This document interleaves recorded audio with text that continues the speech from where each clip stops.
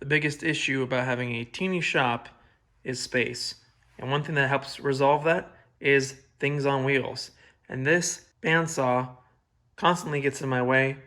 It's annoying to have in front of this toolbox, but I hate to give it up because I'm a hoarder. So let's put it on wheels today and create a little base for it. Fortunately, the base is a square, so there aren't many numbers to remember or work with. 33.5 inches length as well as width. I want this series to be all about easy DIY projects for cheap, so we'll just be using some 2x4s and some hardware that I have lying around. I personally don't like watching DIY videos where the person says that you can do a project for cheap, but then is using thousands of dollars in tools. I know miter saws can be expensive, but I actually found this on Facebook Marketplace a few years back for just 20 bucks, and it's held up great. Always look for tools secondhand.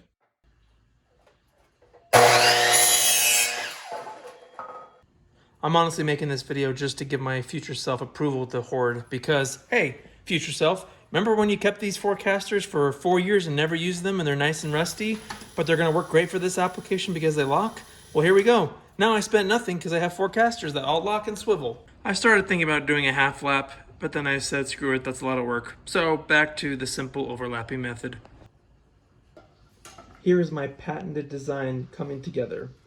I am not a woodworker at all, so all I care about is functionality. I did at least care enough to make sure that everything was square before getting started. But obviously, if you have feedback, I always welcome it below in the comment section. I also pre-drilled the holes to avoid the wood from splitting when affixed together, and I did consider the additional height this would add. And honestly, I like that there's an extra 7-inch increase, so now it's a lot easier when I'm feeding material through. Win-win. And of course, lastly, I did care enough to also countersink the holes for the screw heads.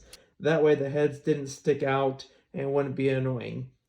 Sometimes the little things do make a difference, but as far as the rest of this project, I just wanted functionality. Maybe someday later I'll go back and fix my mistakes.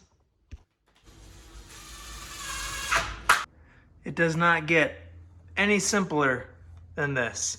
And yes, you may have noticed that all the screws are different, but guess what? I'm doing this on a budget, aka just whatever's around the shop. It's caster time.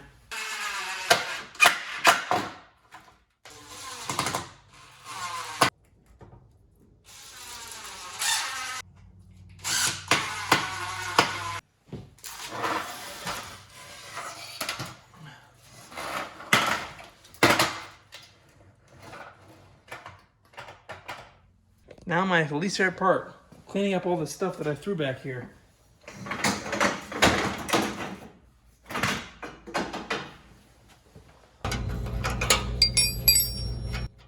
To secure the saw to the stand I made, I was going to remove the feet and lag bolt them to the stand.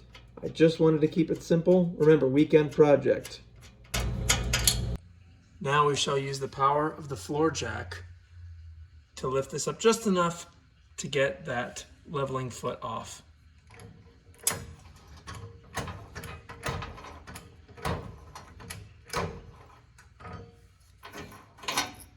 Magic. Well, let's see how much of a disaster this is.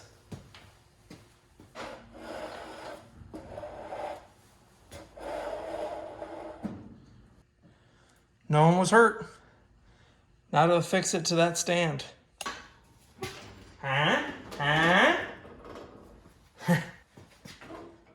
Now, I'm not going for any awards here, but man, it works. Just as intended. That way, if I ever need to get back here behind to get access to the furnace or just honestly want this thing out of the way, I can actually roll it. I used the scrap piece of OSB to make a shelf that would only go over part of the area. I wasn't sure if I wanted to have it fully enclosed, so to keep my options open for now, I just did half. Maybe in the future I'll change my mind and go back and complete the area. Same drill as before, and pun was definitely intended. I made some pilot holes, countersunk the tops to accommodate the screw heads, and then secured the screws on both sides to finally have my shelf.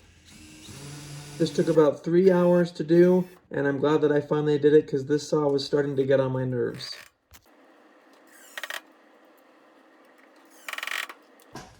Now that's it. can make space with ease. I can move this thing 360, move it outside if I don't want all the dust in the shop. Made myself a little shelf, put stuff on, and it technically cost me $0 because everything was in the shop. And now that's one more thing off the to-do list. There's still a lot more, but thanks for watching, like and subscribe. And if you want to see me tackle more projects, go ahead and drop a follow and subscribe, and I'll see you in the next video.